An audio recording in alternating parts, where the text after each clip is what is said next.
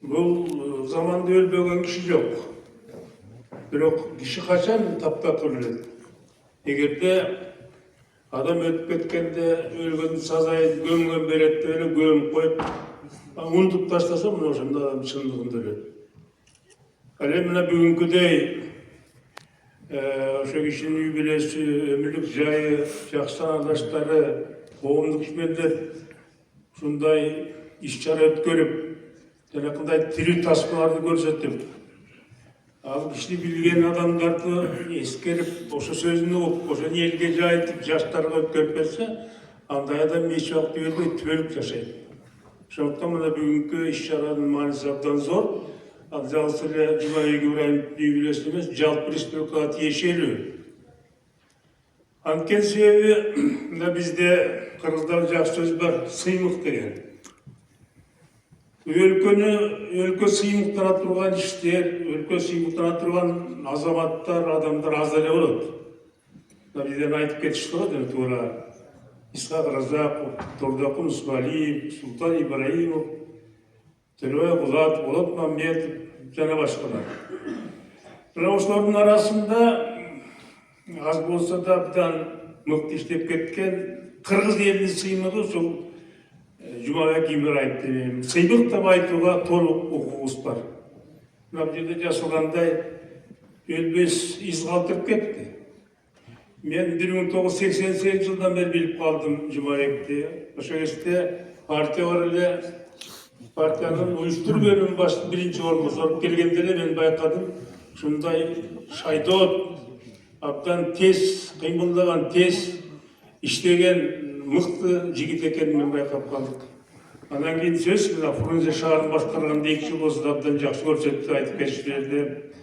Анан кийин кыйын мезгилде чын айтканда президент Аскар Акаев Жумабекти чакырды да мага жардам бер деп эле. Эми өкөмдө теңчүлөр жолдошто болчу, ошентсе дагы чакырып эле атайын ошол шаардын башынан түзүп алып берип эле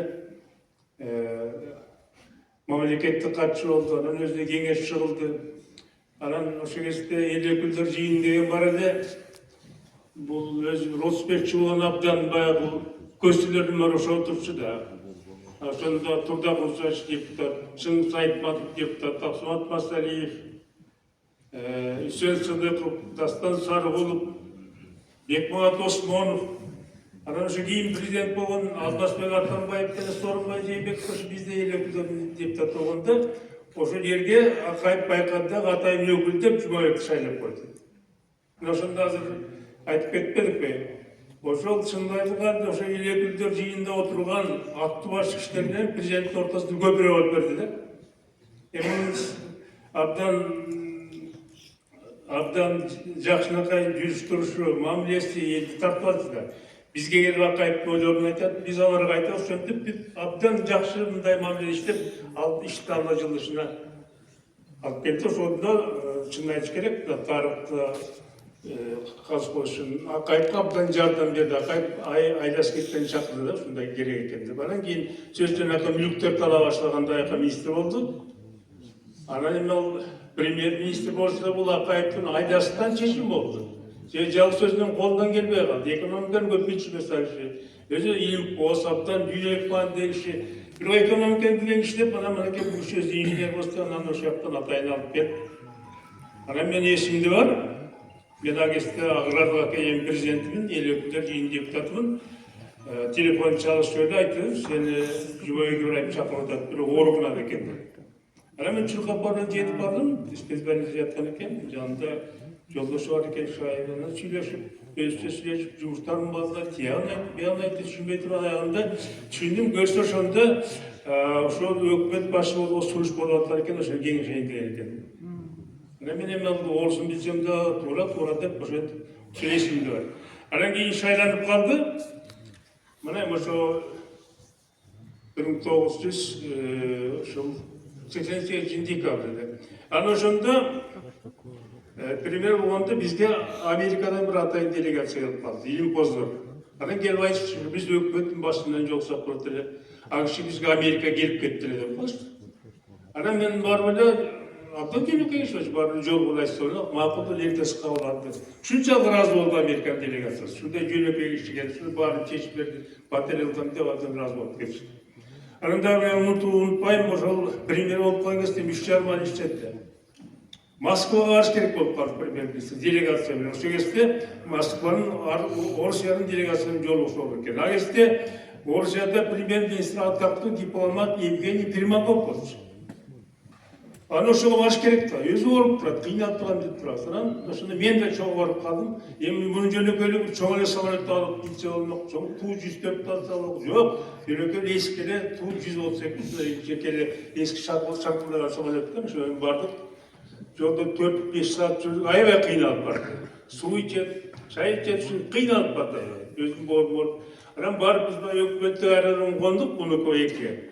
Ошол жерден эле баарын унутуп коюп эле, эч кандай билгиспей жаркырап эле делегациянын барып учурашып эле, ал тура ошону кечке Кремльде жыйнашка катышып, Примаков менен жолугушуп келишимге кол коюп, кечинен кайра түн ичинде кайра учуп кетти. Эми ушундай кишинин сапатын айтпайт болот. Бул киши өзүнүн ооруп атса да өмүрүнүн арнагысы келди деп жакшы кылып кетейин деди. Кыскасы, жана ар кандай себебин айтып атпайбызбы, жанагы эрте өтүп кеткен. Менин оюмча негизги себеби бул Жумабек Ибраев ушу күн түн деп иштебей, элдин баары иштетип атып күйүп кетти жумуштан. Бул Жумабек мындай болчу, абдан шашма эмес, ылдам иштеген киши болчу. Башкалар 3 күндө жашай турган 3 саатта бүтүп кетип койчу. Ушундай интенсивдүү иштеп атып, өзүнүн энергиясы жүрөк ичинде байкалды. Күн түндө иштеп атып, өмүрү жана ушу өлкөбүз өссүн, Кыргызстан жакшы болсун, элибиз оңолсун деп атып, анын өмүрүн берди. Эми мына бүгүн чейрек күн болуп кетти. Биз ушундай кишилерди эстеп жүрүш керек болот. Ушундай чаралар жүргүзүш керек. Эгерде биз эски тарыхыбызды, мурдагы инсандарды унутпай салганда биз улут кура албайбыз. Жумабек Ибраев бул улуттун сыймыгы, улуттун баласы. Ошондуктан да бүгүнкү чара абдан жакшы болду. Эми биздин оюбузча ушунун баарын таратып элге үйрөтүш керек. Мен дагы айтарым, Жумабек Ибраев эч убакта өлгөн жок. Анын артынан калдайган кыргыз эли турат, үйгүлөр турат, балдары турат, жоголуп калыптыр. Ушундай жакшы санаачы кишилер турат. Ушинтип эле улам эстеп турсак, бул өзү Кыргызстандын өсүнө жакшы мындай салым болот. Анан дагы мен айтып аткан, мына азыр көрүп атасыздар, биздин жетекчилик коррупция менен аябай күрөшүп атат. Жакында эле президенти Атайын кайрылган боюнча. Ойлоп карам да, таң ушул учурда Жумабек Ибраев болуп калганда, ошол коррупцияны башы алганда, биз 1 жылда эле оңолуп кетпек деп ойлойм. Ушунчалык мыкты ишелер. Эмне дейбиз, артка айры болсун, калган өмүрүн балдарын үйлөштүрө берсин. Кыргыз эли эч убакта Жумабекти унутпайт. Дайыма биз эстеп жүрөбүз. Рахмат.